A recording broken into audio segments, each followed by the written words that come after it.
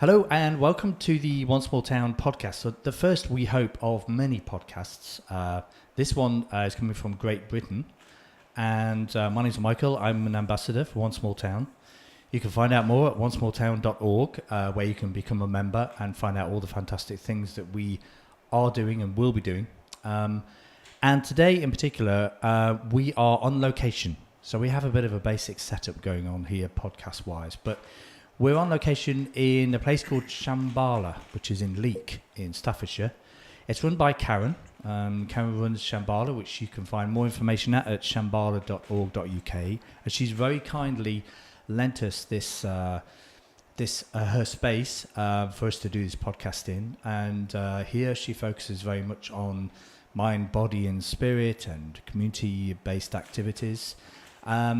And when I say we, that's because I have Michael Tellinger alongside me here today. Hello, Michael.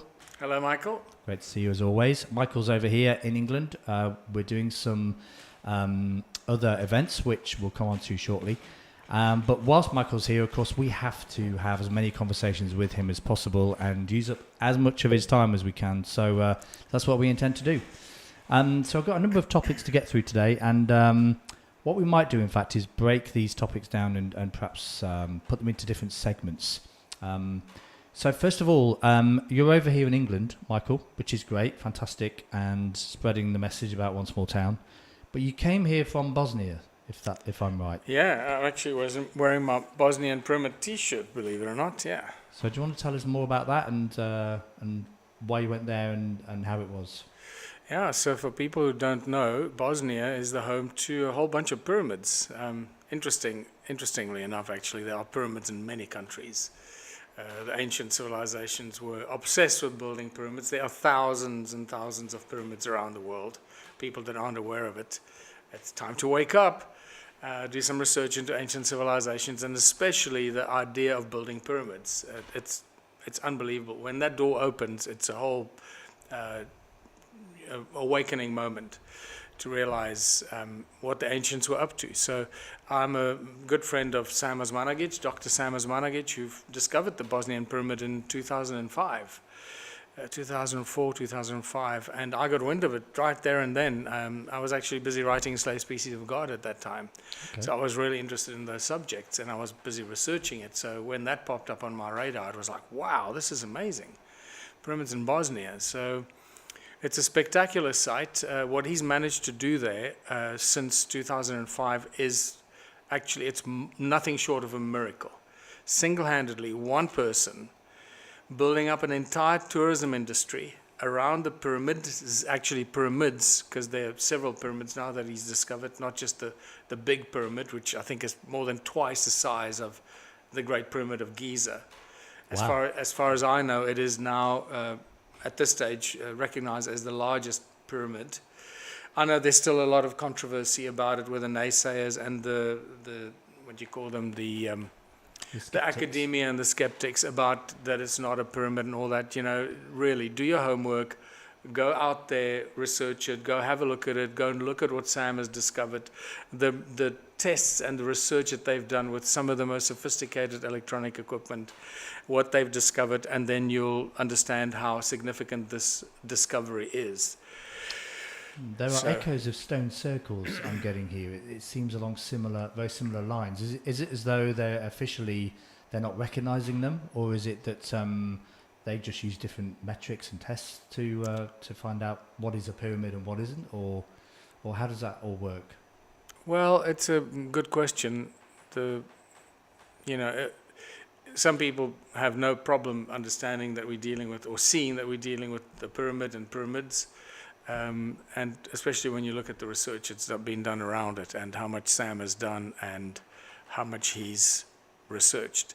The naysayers and the skeptics are mostly academia and mainstream press that is controlled and influenced by the academia.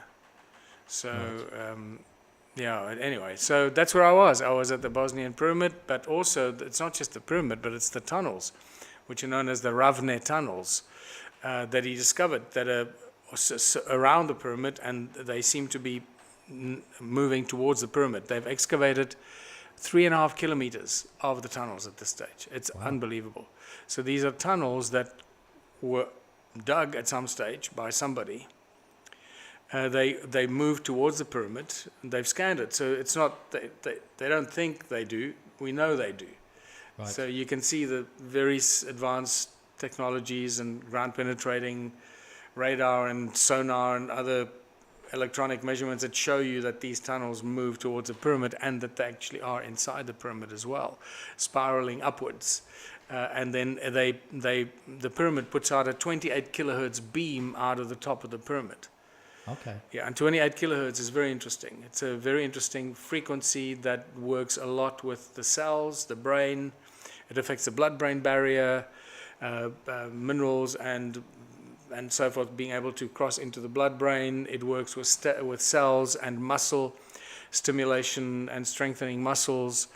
And this is a 28 kilohertz beam that comes out of the top of the Bosnian Pyramid of the Sun. Wow. It hasn't been measured once by accident. It's been measured repeatedly by independent researchers with different devices measuring the same frequency. So that tells us a lot about the knowledge of the ancient civilizations and what they did. And when they built pyramids, there was a reason for it. Okay, so when you went, presumably there's a team of people there. This isn't just one person. There's a whole group of people who are working on this and have been for quite some time, I'm guessing. Yeah, unfortunately, the research and the excavation on the pyramid has come to an end because, like everyone knows that is involved in that area, I know that for myself, trying to research Adam's calendar and the stone circles of South Africa, the government is not your friend. In fact, they will do everything possible to stop you and shut you down. I've had that experience myself. The government is actually, in my case, the government sent out a representative from the Heritage Foundation and in those days it was called SARA, South African Heritage Research Authority or whatever, with a letter for me to sign to say that I will stop researching the stone circles. I mean, No, it's ridiculous. They actually want to shut you down. And I just told them, sorry, I'm not signing that, go to hell. I'm going to continue my research. You can take me to court if you want to, but you can't tell me what I can and can't research. Yeah. And then again, I'm just from personal experiences, that's why I resonate with what Sam Osmanagic is experiencing in Bosnia at the Bosnian Pyramid. They literally shut him down from doing any more research. But they can't shut him down with the tunnels because he bought the land. So what he's had to do is buy parts of the so-called mountain that is on the side of the pyramids, and there he's established his own pathway and the staircase going up to where they did the research. So he owns it now, and they can't stop him. They can't stop tourists going there because they will try and stop tourists from going there. They will do everything in their power, the government, through the heritage or the archaeological departments and the governments and the whatever government department manages and controls it. They will do everything in their power to stop you. I know they tried that with me. So you need to own the land, and which he's done very successfully. And he's literally created a miracle there because now at the exit to the Ravne tunnels, 3.5 kilometers of them, he's built the Ravne Park, which is, I think, it's probably about a 4 or 5 kilometer walk. It's two beautiful valleys that are right next to each other, and you walk up the one and then cross the little hill into the other and then come back, and it is an absolutely unbelievable park that one man and his vision created. There is no other park like it. It's in the world. It's filled with high consciousness, sacred geometry, information, knowledge, ancient civilizations, knowledge. It's just one pavilion after another, and stone circles and spirals and labyrinths and information after information about ancient civilizations. And what he's done is unveiled the hidden history of Europe, and especially the Balkan area down there in the old Yugoslavia. Unveiled the hidden history of that part of the world, including Central Europe and so forth, that you can clearly see there's been a concerted effort to hide that history. It is unbelievable. So much so that the schools are now sending their kids to the park to come and learn He's Are they not being stopped? Yeah, well, this is I'm leading up to that exactly. And because the schools are sending their kids or teachers to come to the park and experience this, learn, absorb the high levels of knowledge and consciousness, some ministers, educational ministers or people are complaining, why are the schools taking the children there? Because it's disinformation about our history and so forth. It's unbelievable what the governments do. It's crazy. So I'm so proud of Sam Osmanagich for doing this. His vision, his money. Fortunately, he's turned it into a successful financial tourist destination. Last year, in 2024, he had more than 250,000 tourists that visited these sites. This year, when I left there a week ago, they already were approaching or expecting more than 300,000 tourists in 2025. So it's growing exponentially. That's a sizable number of tourists. The entire town of Visoko, where the tunnels are and the pyramids are, has experienced a boom in tourism. There are a whole brand new 5-story, 10-story hotel was built in the middle of Visoko. Modern day hotel that somebody invested like $60 million in or something to build it. There are more than 400 guest houses and Airbnbs because of this that didn't exist before.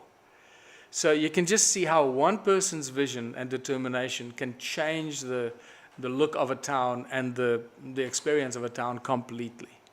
That has a lot of echoes of One Small Town. Actually, exactly. Doesn't it? And which we'll come on to shortly. Yeah. And I'm guessing this was kind of part work, part pleasure for the trip, really, because you wanted to see your friend, see what he was doing, but also give him some moral support, I guess, and encouragement to continue. Yeah, but Sam organized a conference, what he calls a Summer Solstice Conference.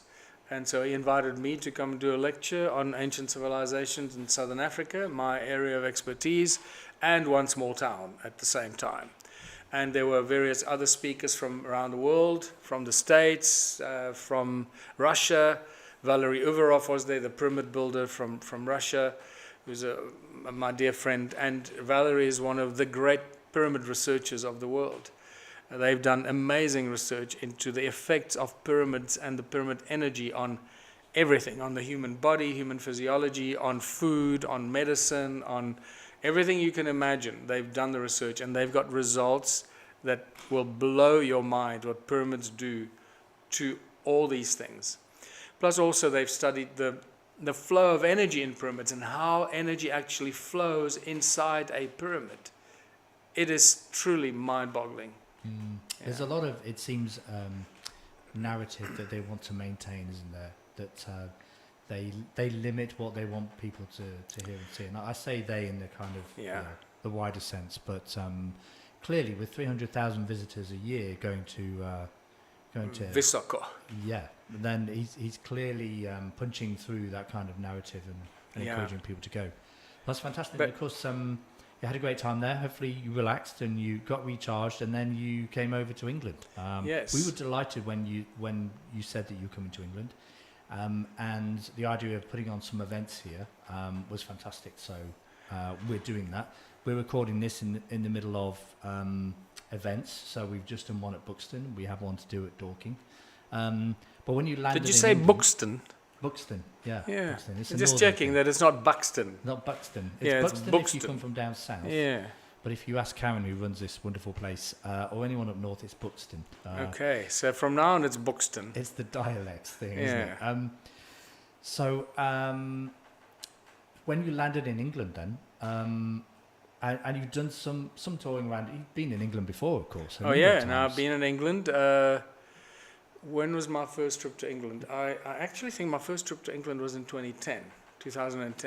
Okay. When I came out. No, actually, no, not true. 2007 was my first trip to England. I forget the chap that invited me. There was a small little conference with a number of people on a private estate. I don't even know where it was. I can't remember where it was. It was lovely. I met some amazing people there that I've kept in touch with. One of them is... oh my God! Now I've got to. It'll come to me. The guy that invented the Therify and is an absolute genius on toroidal fields, energy, genetics, and so forth. So Dan Winter. That's where I met Dan Winter, and Dan and I have remained friends ever since. So and shared lots of information. 18 years ago, and you've done other events in Manchester and in London, and been really well received. And that was some of the Ubuntu kind of work that you were doing as well, I guess. So I actually went to England again. I came to Glastonbury 2010. I think it was my second visit. I was invited by Hugh Newman, who runs the Glastonbury Megalithomania event. Right, yes. So that was the next time I came, and we went to Stonehenge and those sites with Hugh, and the other Stonehenge expert there, Maria. God, I'm sorry. That's okay, but you were talking there about, I've seen the footage of that, of you kind of questioning the positions of the stones and the amount of erosion that had happened on the stones. Of course, the stones have been repositioned over time anyway. There's definitely some interesting footage on YouTube, so I'd recommend, if you want to know more on that, just check on YouTube. You'll find Michael's got some footage on there. So, because you're back in England now, what kind of differences have you noticed? Have you noticed anything in particular that stand out to you when you've been travelling around? It's difficult to say, because the last time I was in England, I was in London. It was actually not the last time, but when I must say it's difficult to say what differences there are when you're traveling around the country. Sure. I think when you're in the cities, that's when you really see the differences, because the cities are under attack by all kinds of energetic forces. Mm-hmm. What I know is that the farmers are under pressure. In England. Farmers are under pressure everywhere, all over Europe, in Holland and in the Netherlands. Farmers are under pressure in South Africa, in the USA. And I really just want to say, whoever is watching this, start standing with your farmers, start supporting your farmers. If you don't support your farmers, you might find yourself without any food or any food security in the very near future. It's time that people everywhere realize that farmers are our heroes. We should be celebrating and supporting farmers in every possible way we can, and protecting their rights, protecting our rights to grow food, protecting our rights to grow organic food, natural food, healthy food, non-GMO food, to have rights and access to water. One of the dirty tricks that are happening now in South Africa is that the government is trying to restrict certain farmers from water. They're trying to restrict water to white farmers. And I mean, this is unbelievable. This is like apartheid reversed in the ugliest sense of the word. It's just crazy. So yes, you're right, and it's quite a global thing as well. But you also have talked about the range of stuff and the amount of packaging. And yes. In supermarkets. So that's been a noticeable difference for you as well, then. Well, yeah, because it's something that you just notice. You walk into a shop here or a coffee shop or anyway, and you just see all these things that are all these packed foods. Whether it's chips or crisps or biltong, suddenly there's South African biltong and dry wors all over the place. And there's all different kinds of brands of nuts and this and every imaginable kind of food produce that I have not seen. We don't have that in South Africa, so that was one of the first things that jumped out at me. Was there's all this kind of pre-packaged foods that is being plastic. That's being sold in all kinds of packaging and plastic and foil and etc. etc. So that just made me realize that the consumerism in England is at an all-time high. Certainly not what I remember from when I was here the last time. And it just looks like you can come up with any idea for food, any kind of food, figure out a different way of treating it or slicing it or preparing it and then packaging it and selling it. And somebody will buy it because there's such a big market, 70 million people that buy stuff. And they have much more money than the people where I come from to buy stuff. So you've got a captive audience, and that's what struck me. And so obviously, it made me think about opportunities for our one small town communities. Yes. So let's talk about the the Buxton event. So this was for One Small Town. You were obviously there, and you gave us a great talk. The energy in the room was fantastic. There was great attendance. Myself and Julia were there as well, and we were talking about what we're doing with One Small Town. But on the event itself, because you've done a lot of events already, what was your sense from the event? What were your thoughts once everyone had gone home and you've reflected back on it? What stood out for you? Anything? The thing that stood out is that everybody that came there for the right reasons. They want to see an improvement in their lives for themselves, their children, their communities, and they don't know what to do. And they believe that One Small Town is a solution. And that's why they came. And we know that One Small Town is a solution. We know that there is no other initiative like it in the world, not even close. There are many initiatives in the world to do wonderful things. So I'm not negating the amazing things that people are doing in a large number of thousands and thousands of all kinds of community upliftment initiatives. But they're not integrating all those initiatives the way that we've done with One Small Town. And so that's what makes One Small Town such a unique community upliftment initiative, because of the integrated nature, the platform, the blockchain, our rewarding system, and all that. So that's what the people came to see and to listen to and figure out how they can make a difference.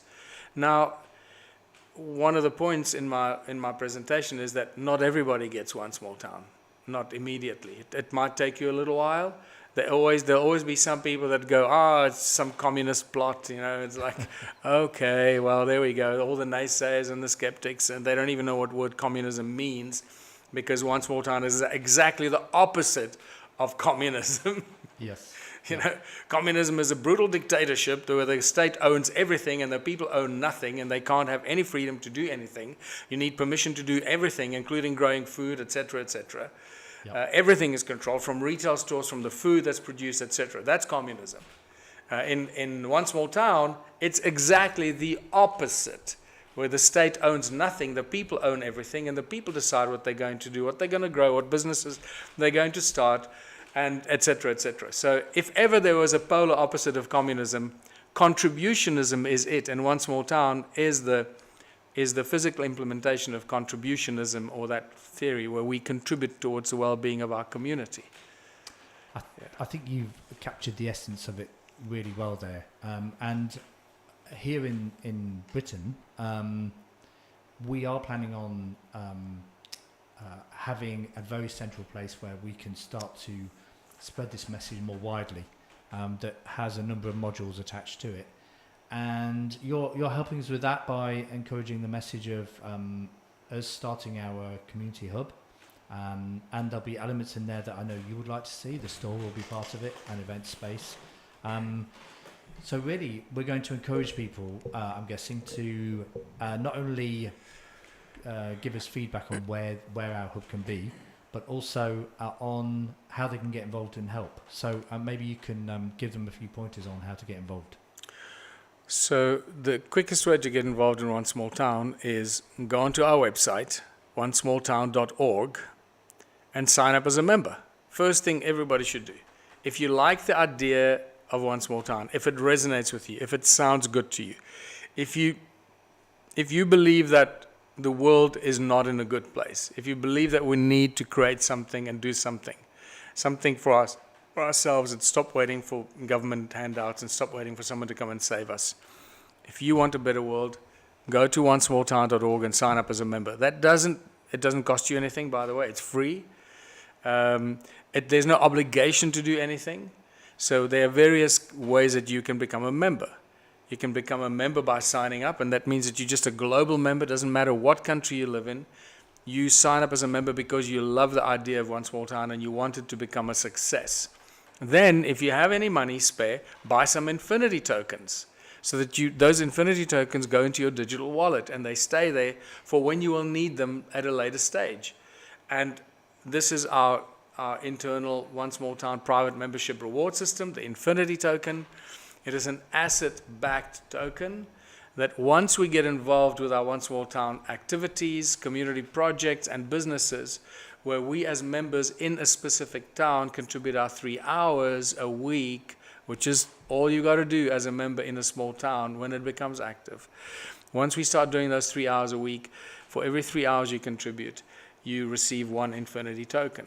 So we've created an asset-backed community reward system that nobody has got anything even close to this kind of thing. It is not a private, it is not a public cryptocurrency or anything like that. It's a private membership token that's only traded on our own One Small Town private platform. And so no one can crash it. You can't lose it. It can't devalue. It's the most stable token, NFT, cryptocurrency type token in the world right now. And it'll remain like that for as long as we grow and continue the One Small Town initiative. So sorry, Michael. So what I like to say is just go online, sign up as a member, and then decide what you want to do, how you want to get involved. You know, we need all kinds of people to get involved with us, from ambassadors to community project coordinators, to business planners, to project managers, to accountants, to farmers. Farmers, obviously, huge part of One Small Town. We've got to get that food security going. Farmers, and we have close to, I think we've got way over 500 farmers that have already signed up on our One Small Town platform. That's fantastic. Yeah, and we've stopped pushing it. When we were pushing the farmers to sign up, it was literally coming in like several farmers a day. It was crazy. Okay. And we stopped that because we went from the website to the platform. Yeah. But we will start pushing for the farmers to sign up and join us very shortly again, because we now have a plan and how to deal with the farmers and how we want to engage with the farmers to help starting to create that food growing stability, food security for the future of our small towns. Fantastic. And we will, of course, have our other event in Dorking, which there are still plenty of tickets as of this moment. But you'll probably be seeing this after the event, so you may have missed it. I hope you managed to get there, because last night, or rather yesterday, one of the parts of that event, which I thought was really good, was there was a Q&A, an open Q&A. Yeah. And it gave the audience an opportunity to ask any question they wanted to. Yes. And you weren't bothered about what question they asked. You would happily answer it. And you do get the odd question that's a bit of a more of a statement than a question. Yeah, indeed. Yeah. But I think that was a really excellent part of it. And from that event, we got feedback that people have written down for us as well, which I haven't shared with you yet. Oh, really? Yeah, this is all on forms that they've given us feedback. It looks great, but what we're going to do is we're going to go, hopefully, if we can take up more of your time whilst you're here, or when you land back home, we'll do this again, and we'll go through some of the feedback and some of the questions that people have asked, further on from that event, and questions in general, and hopefully you'll be able to give us your time and help answer those for us. Yeah, I thought that the questions that people asked yesterday in Buxton were excellent. It gave me a very clear indication that the people are thinking about this very deeply. The questions they asked were very relevant, very topical right now, where we are with One Small Town. And that really gave me a lot of joy to see how the mindset of the people has changed from a few years ago to 5 years ago to 10 years ago to 15 years ago. The questions that people were asking then to what they're asking now. It's come such a long way. Oh, it's so people are focused in, and they're realizing what we're doing, and the questions were very relevant and important questions that they want to know. How are we going to handle this, or what's going to happen with that, and so forth. So I just absolutely love it. And you're right, people can ask any question, because this is what One Small Town is. Yes, You know that we have all the answers for any problem we face. And not because I'm smart, it's because the answers are encoded in the One Small Town model.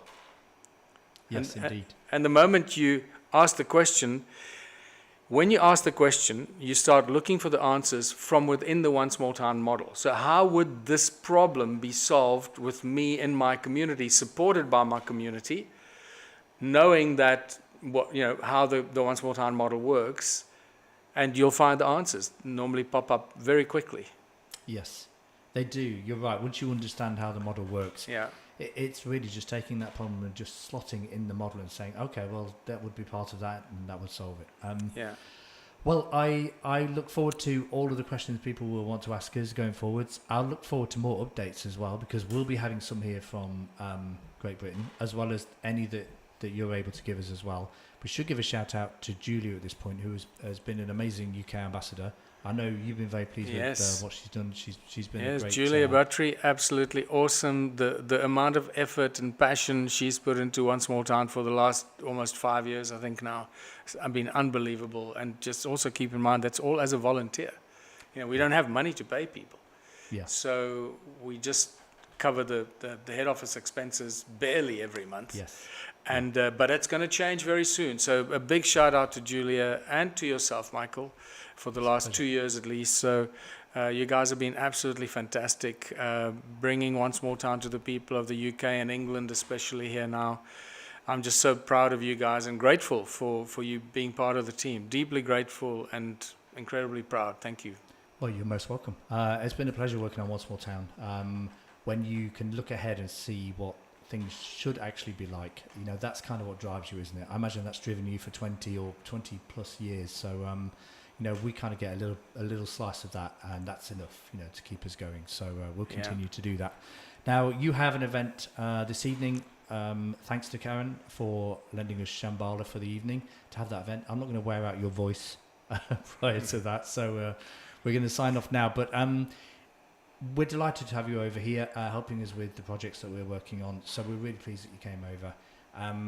There will be more stuff that we'll be doing, whether it's while you're here or when you're back in South Africa. So we will look forward to that. And thank you for coming over and giving us your time. Fantastic. Thank you, Michael. Thank you, Julia. Thank you, Karen, for the space here. We're going to just have an intimate evening here in Leek tonight. Yes, indeed. So, yeah. So we're hopefully going to make this more regular. If you like it and you want to hear more about what we're doing, because the plans will start hotting up, then hit the subscribe button, hit the like button, and all that stuff. And we will look forward to seeing you on the next one. Thank you very much. Thank you, Michael. Bye.